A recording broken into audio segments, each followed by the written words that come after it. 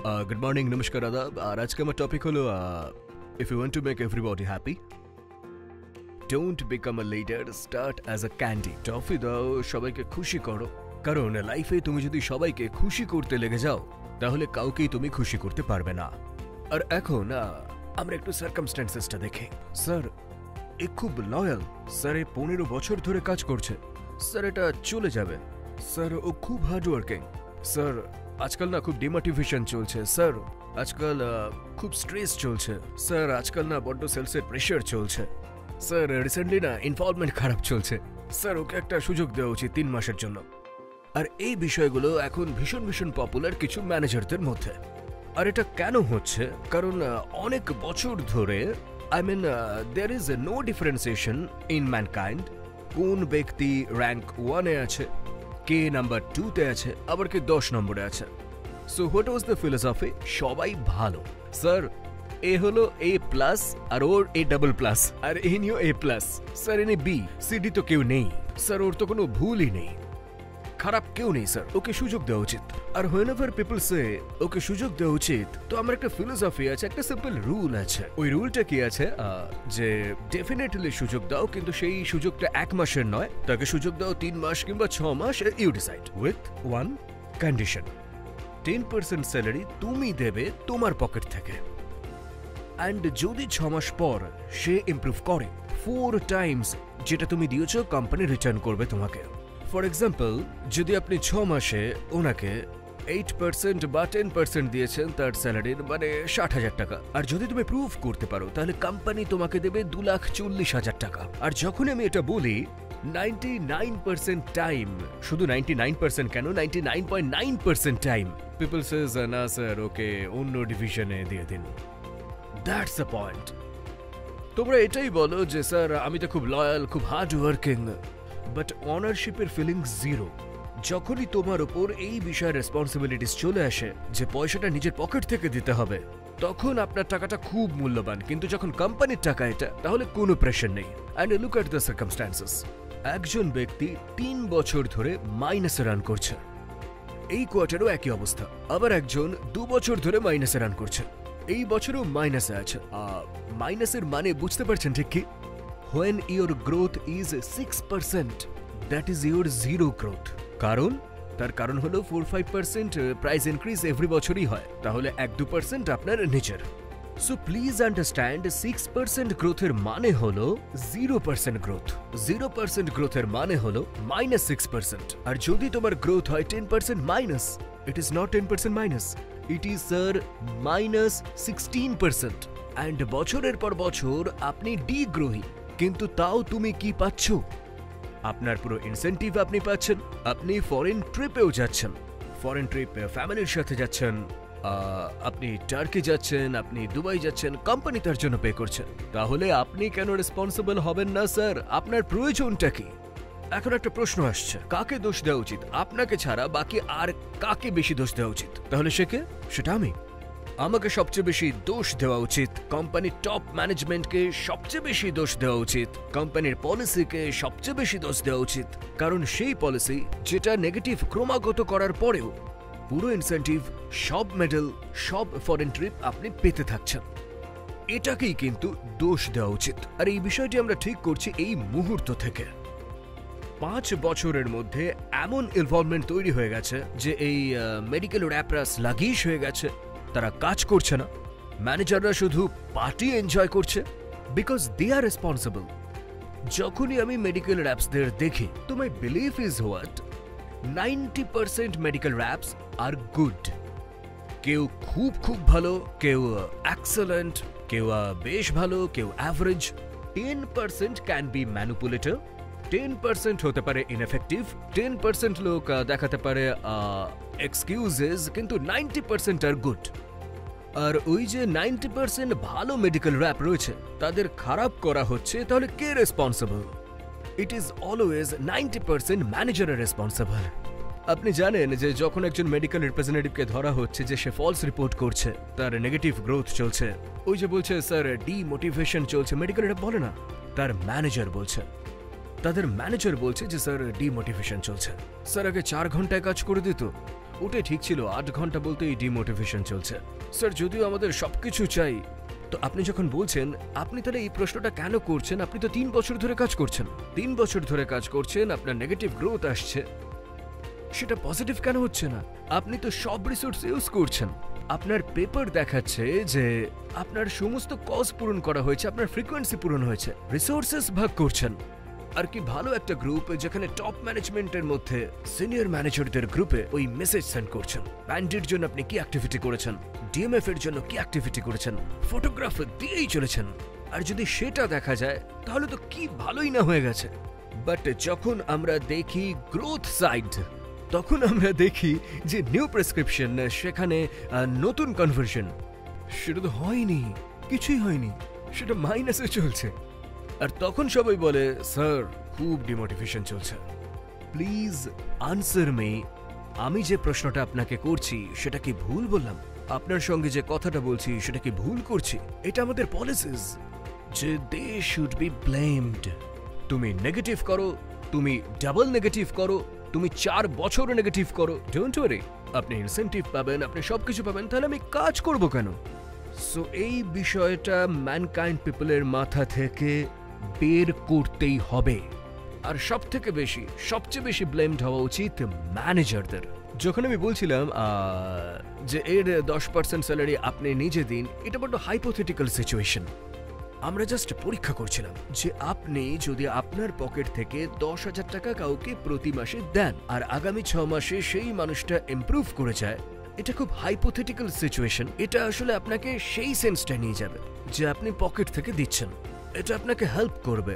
আসলে এই বিষয়টা না একটা মেথড, আপনার ভাবনাকে অন্য একটা জায়গায় নিয়ে যাওয়ার, লজিক্যাল করবে। আর সেই জন্যই আমি আপনাকে প্রশ্ন করি।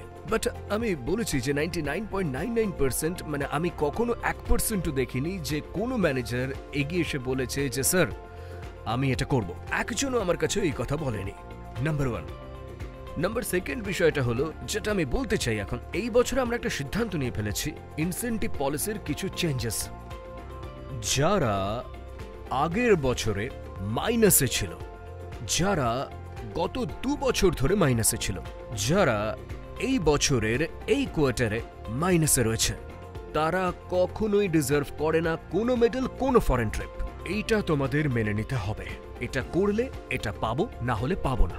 এবং আরো একটা বিষয়, যখন তুমি নেগেটিভ গ্রোথ নিয়ে আসছো, তখন তোমার মেডেল সেরিমনিতে ডেকে তোমাকে মেডেল দেওয়া হবে, তোমাকে ফরেন ট্রিপে নিয়ে যাওয়া হবে। কেন না স্যার, আর হবে না এটা।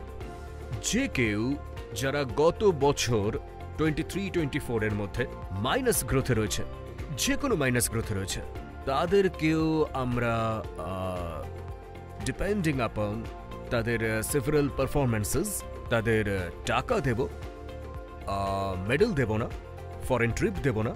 টাকা হয়তো দেওয়া হবে, কিন্তু কতটা দেওয়া হবে সেটা ডিপেন্ড করবে তার পারফরমেন্সের উপর, তার অ্যাটিটিউড, তার ওভারঅল ওয়ার্কিং স্টাইল, তার উপর ডিপেন্ড করবে। সেখানে ডিডাকশন হতে পারে 100%, যে আপনি হয়তো কিছুই পেলেন না কারণ লাস্ট ইয়ার আপনার নেগেটিভ পারফরমেন্স আছে, আপনি কোনো মেডেল, কোনো ফরেন ট্রিপের টাকা কিচ্ছু পাবেন না। ফরেন ট্রিপ আর মেডেল তো পাবেনই না, কিন্তু তার জন্য যে অ্যালোকেশন রয়েছে, যেমন ধরো 100 টাকা, কেউ সেটা 0 পাবে ডিপেন্ডিং আপন অ্যাটিটিউড এবং অন্যান্য অ্যাক্টিভিটিস। কেউ হয়তো 25% পেতে পারে, কেউ আবার 50% পেতে পারে, কিন্তু ডিডাকশন তো হবে। এটা ফার্স্ট অ্যাকশন আমরা যেটা নিচ্ছি প্রথমবারের মতো আফটার মেনি ইয়ার্স। কারণ আমরা দেখেছি আপনার মাথায় এটা চলছে যে সেল যা কিছু হোক, আমার গ্রোথ যে কোনো মাইনাসে আসুক, আমি মেডেল পেয়ে যাব, আমি ইনসেন্টিভ পেয়ে যাব। একবার ভেবে দেখুন কতটা অ্যাবসার্ড পলিসি। সবাই আমরা এটা নিয়ে ভাবছি, আর এখন থেকে এটা কখনোই হবে না। মানে তুমি হয়তো দেখাচ্ছ যে আমি এত পরিশ্রম করছি, এত কল করছি। আমার একটা প্রশ্ন রয়েছে, সত্যিই যদি পরিশ্রম করো, কল করো, 1 মাসের মধ্যে তুমি একজন ডক্টরকে কতবার মিট করেছো? 1 বছরের মধ্যে 24 বারের মধ্যে 20 বার মিট করেছো, 3 বছরে 60 বার মিট করেছো, 5 বছরে 100 বার মিট করেছো। তাহলে নতুন প্রোডাক্ট সেল হচ্ছে না কেন? কেন তোমার গ্রোথ আসছে না? এই প্রশ্নটাই আমার রয়েছে কিন্তু। আর যদি তুমি দেখো reputation of mankind every sense, our growth should be double. আর এই গ্রোথটাই আমরা কিন্তু ডিজার্ভ করে থাকি। আমরা ভীষণ proactive, so aggressive, so helping kind of organisation.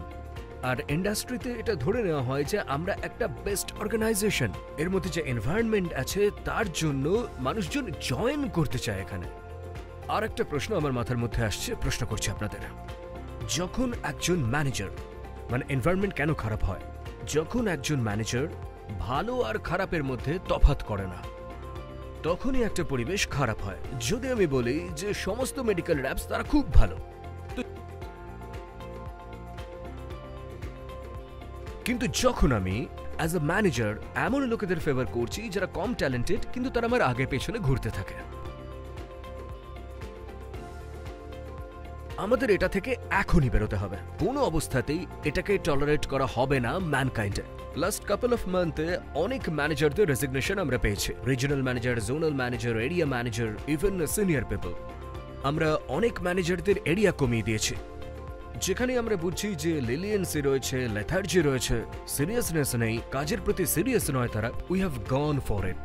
Practically কি করে এটা পসিবল যে একজন মেডিকেল র্যাপের ওয়াইফ তিনি নিজে ওষুধের দোকান চালান আর সেই র্যাপ দুপুরে গিয়ে ওখানে বসছেন? এটা পসিবল কি করে হতে পারে যে একজন আরএম 11টায় পৌঁছচ্ছেন আর 2:30 চলে যাচ্ছেন তার কাজ সম্পূর্ণ না করে? এটা কি করে পসিবল? জেডএম এটা জানেন না। কেন জানেন না তিনি? মানে কি করে সিনিয়রেরা এগুলো করতে পারে?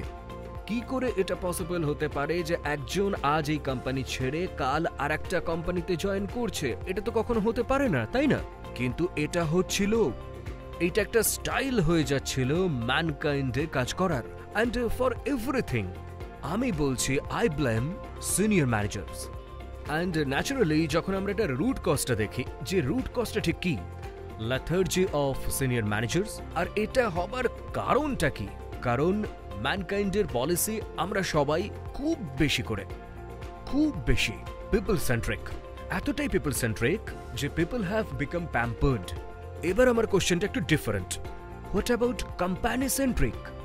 ম্যানকাইন্ড তো এত people centric, but people have not remain company centric. তো আমার প্রশ্ন হলো, আমরা সেই সমস্ত মানুষদের দেখছি যারা কিনা কোম্পানি সেন্ট্রিক নয়, যারা খুব সেলফিশ, যারা এক্সপ্লয়েট করছে শুধুমাত্র এই সুযোগের সৎ ব্যবহার করে। তারা সবচেয়ে বেশি পানিশমেন্ট পাবে in terms of finances, in terms of medals, foreign TRIPS. ভাবুন একবার, আপনাকে সেরিমনিতে ডেকে মেডেল দেওয়া হচ্ছে, ফরেন ট্রিপ করানো হচ্ছে, এই জন্য যে আপনি 3 বছর ধরে নেগেটিভ গ্রোথ আনছেন। মানে এই বছরও আবারও আপনি সেই একই কাজ করেছেন। কোনো কোম্পানি আছে এরকম এতটা লেনিয়েন্ট? না স্যার, পাবেন না। প্লিজ আন্ডারস্ট্যান্ড এবং বিশ্বাস করুন, আমরা চাইছি আপনি ফিল করুন, কারণ আপনার বোঝা উচিত যে আপনি কি করছেন। আমরা এর জন্যই এই পলিসিটা চেঞ্জ করছি, যে পলিসিটা ম্যানকাইন্ডকে এতটা সমস্যায় ফেলে দিচ্ছে। আরও একটা জিনিস আমি তোমাদের এখানে বলতে চাই, যে যখনই ম্যানেজার তোমাদের মাথায়, মানে ওই মিটিংয়ে অনেকে বলেন না যে স্যার এটা হয়ে যাবে, ওকে 3 মাস সময় দেওয়া হোক, স্যার আর একটা সুযোগ দেওয়া হোক, স্যার ও খুব পরিশ্রমী। আমার একটা প্রশ্ন রয়েছে এখানে, যদি তুমি হার্ড ওয়ার্কিং পারসন হও, রিমেইন মেডিকেল র্যাপ, বাট যদি তুমি ম্যানেজার হয়ে যাও, তোমাকে হার্ড ওয়ার্কিং এবং এফেক্টিভ হতে হবে। তোমাকে হতে হবে হার্ড ওয়ার্কিং, এফেক্টিভ এবং ইন্টেলিজেন্ট। তোমাকে হতে হবে হার্ড ওয়ার্কিং, এফেক্টিভ এবং গ্রোয়িং। আপনার পার্সোনা, আপনার পার্সোনালিটি এমন হওয়া উচিত যে আপনি আপনার জুনিয়রদের বেনিফিট দেবেন, ভ্যালু অ্যাড করবেন, ডিসিপ্লিনড করবেন। এই জন্য আমি চাই যে আপনি যখন আপনার জুনিয়রদের কথা ভাববেন, তার ফিউচারের কথা ভাবুন। যে সমস্ত সিনিয়ররা তাদের মেডিকেল র্যাপ জুনিয়রদের ভুল পথে নিয়ে যাচ্ছেন, তাদেরকে শর্ট টাইম বেনিফিট দেখাচ্ছেন, তারা তাদের জুনিয়রদের ভুল পথ দেখাচ্ছেন। অনেক সময় কেউ এসে বলে, স্যার এটা তো আমাকে কেউ বলেনি, আমাকে কেউ শেখায়নি। তো আমার প্রশ্ন এখানেই যে শেখানোর জন্য সার্কামস্ট্যান্সেস আছে, শেখানোর জন্য আপনার পুরো পাস্ট আছে, শেখানোর জন্য মানে যে শিখতে চায় না সে আপনার থেকে অনেক কিছু শেখা নেবে। Always have some kind of comparison, compare yourself with your past and দেখো ইমপ্রুভ করছো না করছো না। কম্পেয়ার করো অন্য কলিগদের সঙ্গে যারা অন্য ডিভিশনে বা অন্য কোম্পানিতে কাজ করছে। কম্পেয়ার তার সাথে করো যে খুব স্মার্ট মেডিকেল র্যাপ অন্য কোম্পানিতে কাজ করছে। কম্পেয়ার এভাবে করো যে এত বছর আমি কাজ করছি তো আমার গ্রোথটা ঠিক এক্স্যাক্টলি কি। কম্পেয়ার এভাবে করো যে নতুন প্রোডাক্ট বিক্রি করতে পারছো না পারছো না। কম্পেয়ার এভাবে করো স্যার যে কোম্পানির রেপুটেশন তো অনেক বেড়ে যাচ্ছে, সেখানে তোমার কি অবস্থা। এটাই আমি তোমায় বলতে চাই। সো দিস নোট এখন থেকে আমরা মানে আমাদের কাজ হলো যে আমরা তোমাকে পিঞ্চ করব ফাইন্যান্সিয়ালি, যাতে তুমি জেগে ওঠো। মানে তুমি যে অবস্থায় ঘুমিয়ে রয়েছো সেখান থেকে জেগে ওঠো তুমি, আর ম্যানকাইন্ডের ফার্মনেসটা দেখো, এবং কখনোই এমনটা করো না যাতে আমরা কোনো স্টেপ নিই। এবং আশা করি তুমি এটা এখন বুঝতে পেরে গেছো। All the best, good luck and have a great year ahead. সামনের 9টা মাস, second quarter, third quarter, fourth quarter, যদি তোমার পারফরমেন্স দারুণ হয় তোমার ডিডাকশনের বিষয়টা আমরা কনসিডার করব, আর যদি না হয় গন। আর তখন কনসিডার হবে লাস্ট ইয়ারের নেগেটিভ গ্রোথের উপরে। যারা গত 2 বছর ধরে আছো, no consideration for that. All the best, thank you so much, good luck, bye by.